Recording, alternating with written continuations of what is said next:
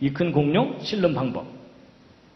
그래서 이제 어떤 사람들은 공룡은 너무 커서 방주에 실지 못해갖고 멸종됐을 거다 이렇게 주장하는 분들이 있거든요. 그런 분들은 잘 돌봐드리시기 바랍니다. 새끼 싫으면 되죠. 그렇죠?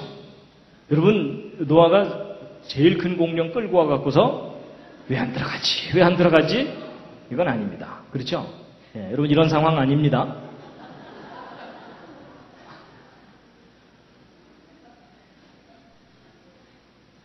그 방주 제가 그 동물 넣는 거는 시간 관계상 지난번에 설명을 안 드렸었거든요.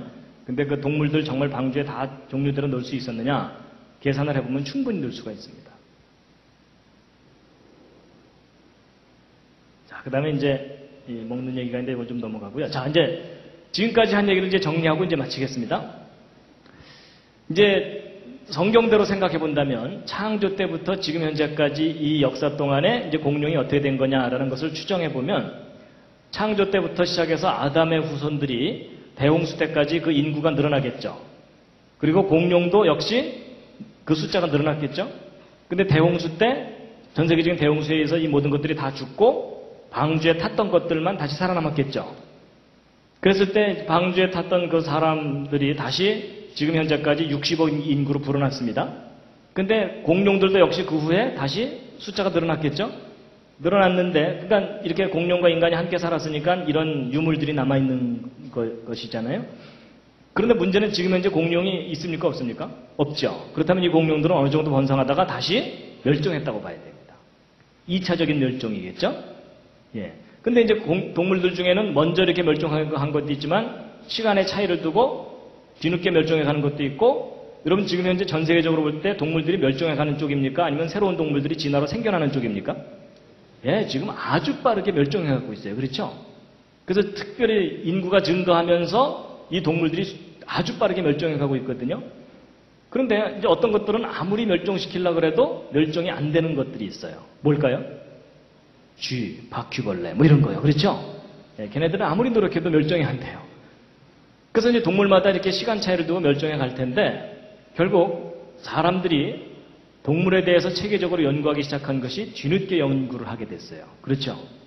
그러다 보니까 먼저 멸종한 것들은 화석으로만 발견되겠죠? 아마 그것에 해당되는 것들이 공룡일 거라고 여겨진다는 거죠. 그래서 여러분 보통 사람들이 무슨 질문을 하냐면 왜 사자는 살아남았는데 공룡은 멸종했나요? 이런 질문을 많이 하거든요. 근데 여러분 그것은 생각을 바꾸셔야 돼요.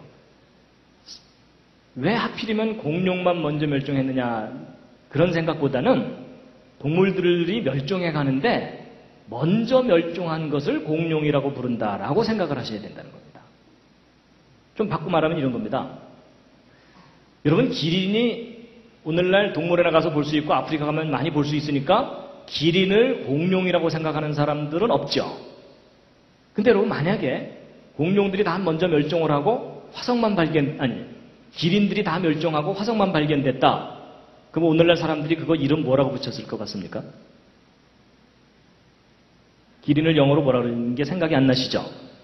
지라프라 그러거든요. 그러니까 뭐라고 이름 붙였겠어요? 지라포사우루스. 제가 무슨 말을 하는지 혹시 이해하시겠습니까? 여러분 돼지가 오늘날 흔하니까 돼지를 공룡이라고 우기는 사람 없잖아요. 근데 만약에 돼지들이 다 멸종하고 화석만 발견된다. 그럼 사람들이 그 이름 뭐라고 붙였을 것 같습니까? 피그사우루스 내지는 피그노돈.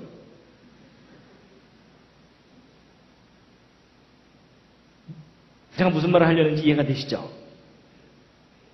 무슨 얘기냐면 공룡이 무슨 특별한 동물이 아니라는 겁니다. 여러분 공룡이 특별한 동물이라면 공룡 말고 다른 동물들도 하나님이 만드신 특별한 동물들이에요. 그렇죠? 근데 왜 오늘날 사람들이 공룡을 왜 그렇게 특이하게 생각하냐면 멸종해서 살아있는 모습이 안 보이니까 특이하게 생각할 뿐이라는 겁니다.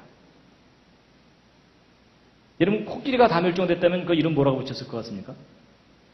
엘레판토사우루스.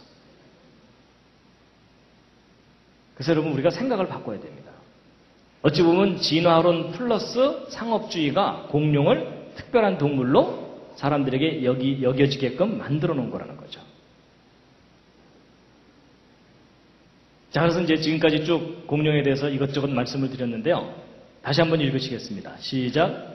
후일에 너희 자손이 물어 가로되 공룡과 그 화석들은 무슨 뜻이뇨 하거든 뭐라고 대답하셔야 된다고요? 얘야, 그때 내가 앞에 조금 듣다가 정신을 잃었단다. 이러시면 안 된다는 겁니다. 그러시면 안 되고 지금까지 한 얘기를 이제 정리를 해드리면요. 자, 5가지로 정리할 수 있는데, 자, 첫 번째. 여러분, 공룡과 인간은 같은 시대에 함께 살았다, 서로 다른 시대를 살았다? 같은 시대를 함께 살았었다는 많은 증거들이 있다라는 걸 이제 오늘 확인시켜 드렸고요. 두 번째. 성경에도 공룡에 관한 기록이 있다, 없다? 예, 있다고 할 수 있다. 그렇죠? 예. 욥기서의 그 대표적인 예고요. 욥기서 말고도요, 히브리어 원문을 분석하는 분들이 히브리어로 탄닌, 탄니님 이렇게 표현되는 동물이 공룡의 일종일 거다라고 추정하고 있습니다. 그 다음에 세 번째, 공룡의 집단적인 화석이나 이런 것들은 무슨 사건과 관련이 있을 거다? 네, 대홍수와 같은 격변적인 상황과 관련이 있을 거다라는 것이고요. 네 번째, 노아 방주에 공룡 실었다 안 실었다? 실었어야 한다. 그렇죠? 왜냐하면 대홍수 이후에 공룡과 사람이 함께 살았는 것이 분명하니까 노아 방주에는 공룡을 실어야 되는 겁니다. 특히 주일학교 아이들에게 좀 잘 가르쳐 주시기 바랍니다. 다섯 번째, 대홍수 이후에 공룡은 왜 멸종됐을까요? 자, 이 대답은 이제 가슴에 손을 얹고 하셔야 됩니다. 대홍수 이후에 그 살았던 공룡들은 왜 멸종됐을까요? 잘 생각해 보시면 인간이 1차적인 원인입니다. 그렇죠? 여러분, 인간에게는 동물들을 멸종시키는 탁월한 능력이 있는 거 아십니까? 그 특유의 잔인함 때문에, 그리고 욕심 때문에. 그렇죠? 여러분, 바다의 고래들을 멸종시킬 수 있을 거라고는 옛날 사람들은 생각도 못했어요. 헤엄도 못 치면서. 그렇죠? 그런데 여러분, 지금 말리지 않았으면 바다의 고래들 다 멸종된 거 아시죠? 그래서 이 불어나는 인구와 인간의 욕심 때문에 주변 동물들이 아주 빠르게 멸종해가고 있습니다, 지금. 그래서 공룡들도 예외가 아니라는 거죠. 여러분, 큰 동물과 작은 동물 중에 어느 쪽이 멸종하기 쉬울까요?